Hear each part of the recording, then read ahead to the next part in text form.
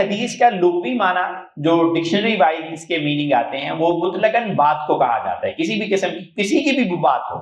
اولاً تو حدیث کا معنی بلکہ پورے قرآن مجید میں حدیث بہت سارے مختلف معنوں میں استعمال ہوا ہے، حتیٰ کہ بری بات کے لیے بھی حدیث استعمال ہوا ہے۔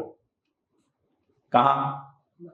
لہو الحدیث استعمال ہوا ہے، بری باتیں۔ وَمِنَ النَّاسِ مَن يَشْتَرِي لَهْوَ الْحَدِيث، لوگوں میں سے کچھ لوگ ایسے ہیں جو گندی باتیں اور غلط باتیں خریدتے ہیں۔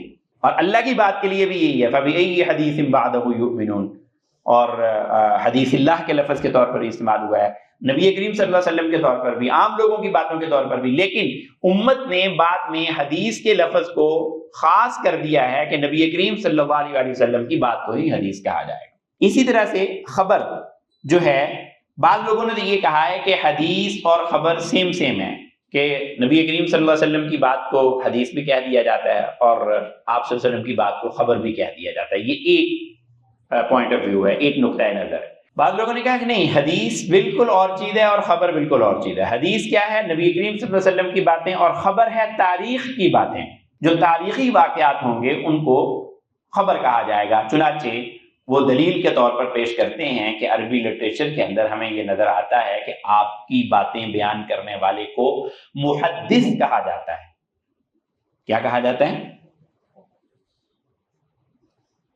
یہ کیا لفظ ہے؟ ہاں، محدث ہے، اس کو محدث نہیں پڑھ سکتے ہم، ٹھیک ہے نا؟ عربی جاننا اس لیے بڑا ضروری ہے، اس لیے اگر اس کو محدث پڑھیں نا تو اس کا معنی ہوتا ہے بے وضو۔ اس کو محدث پڑھ لیں تو کیا معنی ہوتا ہے؟ بے وضو۔ اور محدث پڑھیں تو حدیث بیان کرنے والا۔ صرف آپ نے زیریں زبریں پیش آگے پیچھے کی ہیں، لفظ لکھنے میں ویسے ہی ہے، محدث اور محدث، ٹھیک ہے؟ تو انہوں نے یہ دلیل پیش کی ہے کہ محدث کہا جاتا ہے اس شخصیت کو جو حدیث پڑھنے پڑھانے کا عمل کرنے والا ہو۔ پڑھنے پڑھانے کا جو ہے آدمی، خاص طور پر جو پڑھانے کے ماہر ہیں، اس کو محدث کہا جاتا ہے۔ ہمارے ہاں محدث اعظم کانفرنس بھی ہوتی رہی ہے کسی زمانے میں، اب تو شاید کم نظر آتی ہے۔ جھنڈ بازار میں خاص طور پر مولانا سردار صاحب کے ٹائٹل کے طور پر یہ لفظ استعمال ہوا کرتا تھا، فیصل آباد کے اندر بہت سارے اشتہاروں پہ ہم دیکھا کرتے تھے، اب تو وہ میں نے کہا کہ نہیں رہا۔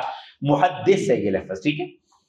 اور جو خبریں اور تاریخ کا ماہر ہے اس کو اخباری کہا جاتا ہے۔ اخبار بھی خبر سے ہی ہے نا، تو جو تاریخ کی باتیں بیان کرنے والا ہے اس کو محدث نہیں بولو۔ یہ دوسرا اسکول آف تھاٹ ہے۔ یہ دو رائے ہم پیش کریں گے یہاں پر، صرف دو اور رائے بھی ہیں، ان کی طرف ہم نہیں جائیں گے، وہ زیادہ پھر تفصیل میں بھی جانے والی بات ہوگی اور بوریت کا شکار ہونے کا بھی امکان ہے۔ بہرحال یہ دو چیزیں ذکر کی گئی ہیں کہ حدیث اور خبر، ایک رائے تو یہی ہے کہ یہ دونوں سیم چیز ہی ہیں، خبر النبی، حدیث النبی، دونوں کے لیے یہ استعمال ہو سکتا ہے۔ لیکن عام طور پر استعمال واقعتاً یہی ہے کہ حدیث نبی کریم صلی اللہ علیہ وسلم کے ساتھ خاص ہے، اور خبر یہ ہو سکتا ہے کہ آپ کی بات ہو، اور یہ بھی ہو سکتا ہے کہ کسی اور کی بات، جو تاریخی روایات ہیں ان کو بھی خبر کہا جا سکتا ہے۔ ایسے ہی ایک اور لفظ بھی استعمال ہوتا ہے، اثر، آثار صحابہ۔ اثر، الف سا اور را، اثر۔ اثر اور حدیث کے اندر بھی بعض لوگ تو یہ فرق کرتے ہیں کہ حدیث نبی کریم صلی اللہ علیہ وسلم کی بات اور اثر صحابہ کی بات کو کہا جائے گا۔ اثر کس کو کہا جائے گا؟ صحابہ کرام کی بات کو اثر کہا جائے گا، اور حدیث نبی کریم صلی اللہ علیہ وسلم کی بات کو کہا جائے گا۔ اور اسی طرح سے آثار صحابہ کا لفظ آپ سنتے ہوں گے، ٹھیک ہے نا؟ اور اسی سے وہ آثار قدیمہ کا لفظ بھی اردو میں استعمال ہوتا ہے، نشان کے معنی میں یہ لفظ لغوی طور پر استعمال ہوتا ہے۔ تو آثار صحابہ جو صحابہ کی باتیں ہیں، احادیث نبوی جو نبی کریم صلی اللہ علیہ وسلم کی باتیں۔ کچھ لوگ یہ فرق کرتے ہیں، کچھ لوگ کہتے ہیں کہ اثر نبی بھی اور جو ہے وہ حدیث نبوی بھی آتی ہے۔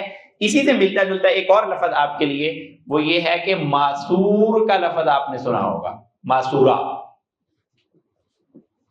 دعائے معصورہ، ادعیہ معصورہ کہا جاتا ہے نا۔ معصور کا معنی ہوتا ہے وہی جو اثر سے ہے، یعنی منتقل شدہ، آگے جو چیز آگے ٹرانسفر کی گئی ہو، تو معصور کا معنی بھی اسی میں استعمال ہوتا ہے۔ اور جب ادعیہ معصورہ کہا جاتا ہے تو وہ دعائیں جو انبیاء سے منقول ہیں، جو صحابہ سے اور تابعین سے صحیح معنوں میں منقول ہونے والی دعائیں ہیں، ان کو ادعیہ معصورہ کہہ دیا جاتا ہے۔ تو خبر اور اثر کے حوالے سے یہ دو رائے ہوگی کہ خبر اور اثر جو ہے وہ کس کے لیے الگ استعمال ہوتی ہے اور حدیث کس معنی میں استعمال ہوتی ہے۔ یہ بنیادی سا آج کا ہمارا ایک سبق تھا، جس میں کچھ تو میں نے فضائل آپ کے سامنے رکھے ہیں اور کچھ جو ہے وہ میں نے جو ہے وہ حدیث مبارکہ کی ٹیکنیکل جو ہے وہ اس کی ڈیفینیشن اور اس سے ملتی جلتی کچھ باتیں آپ کے سامنے لکھی ہیں۔